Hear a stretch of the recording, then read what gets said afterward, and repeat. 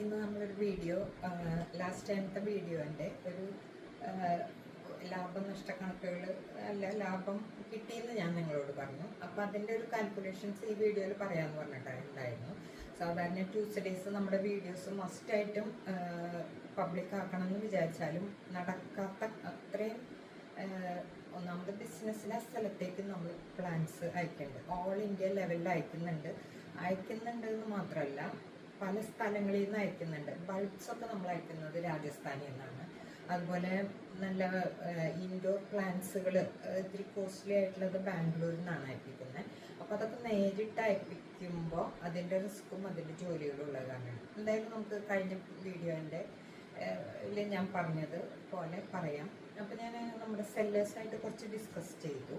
അതായത് നമ്മളിതൊക്കെ ഇങ്ങനെ ഓപ്പണായിട്ട് പറയണോ, അത് ആരെങ്കിലും ബാധിക്കുമോ എന്നൊക്കെ. കാരണം ഒരുപാട് പേര് റീസെൽ ചെയ്യുന്നുണ്ട്. അപ്പോൾ നമ്മൾ കൃത്യം പ്രൈസും കാര്യങ്ങളും പറഞ്ഞു കഴിഞ്ഞാൽ അത് ബുദ്ധിമുട്ടാവുമെന്ന് ഞാൻ അവരായിട്ട് ഡിസ്കസ് ചെയ്തപ്പോൾ പറഞ്ഞു അതുകൊണ്ട് പ്രശ്നമൊന്നുമില്ല. കാരണം നമുക്ക് അങ്ങനെ വിലക്കുറവിന് കിട്ടുന്ന സ്ഥലങ്ങൾ, ഇപ്പോൾ ഞാൻ പറഞ്ഞില്ലേ ബിജാസ് എനിക്ക് തന്നിട്ടുള്ളത് 100 രൂപയ്ക്കാണ് ഒരു പ്ലാന്റ്. അപ്പം 500 രൂപയ്ക്കാണ് 5 പ്ലാന്റിൻ്റെ കോംബോ എനിക്ക് കിട്ടുന്നത്. അതേസമയം പാക്ക് ചെയ്ത് അയക്കുന്ന നഴ്സറിയിൽ നിന്ന് നമുക്ക് കിട്ടുന്നത് 650-നാണ്. അപ്പോൾ ഒരു കോംബോ ആയിട്ട് അയക്കുമ്പം ഒരു 80-നും 100-നും ഇടയിലാണ് നമ്മൾ ലാഭം പ്രതീക്ഷിക്കുന്നത്. നമ്മൾ എടുക്കാറുള്ളത് ഓൾമോസ്റ്റ് ഓൾ ബൈസെല്ലേഴ്സും അങ്ങനെ തന്നെയാണ് ചെയ്യുന്നത്. അപ്പം അതിന് 750 രൂപയായി. 750 രൂപയ്ക്ക് ഞാൻ ഓർഡർ ആക്കുമ്പോൾ പ്ലസ് കൊറിയർ ചാർജ് നമ്മൾ വ്യത്യാസമൊന്നും വരുത്താറില്ല. ഇപ്പോൾ ഞാൻ ലാസ്റ്റ് വീഡിയോയിൽ പറഞ്ഞ പോലെ തന്നെ 2 കിലോന് മീതെ വരുമ്പോൾ അതിന് ഫിക്സഡ് റേറ്റ് ഉണ്ട്. അപ്പോൾ 2 കിലോന് മീതെ കുറേ കാലങ്ങളായിട്ട് പാക്ക് ചെയ്ത് അയക്കുന്നവർക്ക് അതിൻ്റെ കൃത്യം പ്രൈസും കാര്യങ്ങളും അറിയാൻ പറ്റും. അത് ഡിസ്റ്റൻസ് വെച്ച് കാൽക്കുലേറ്റ് ചെയ്യണം. അതായത് ഇത് മഹാരാഷ്ട്രയ്ക്ക് അയക്കുമ്പോൾ അതിന് ഇത്രയാണ് പ്രൈസ് എന്നൊക്കെ. അപ്പം അങ്ങനെയാണ് ആ സെറ്റപ്പ് വരുന്നത്. അപ്പം എനിക്ക് ഇവിടെ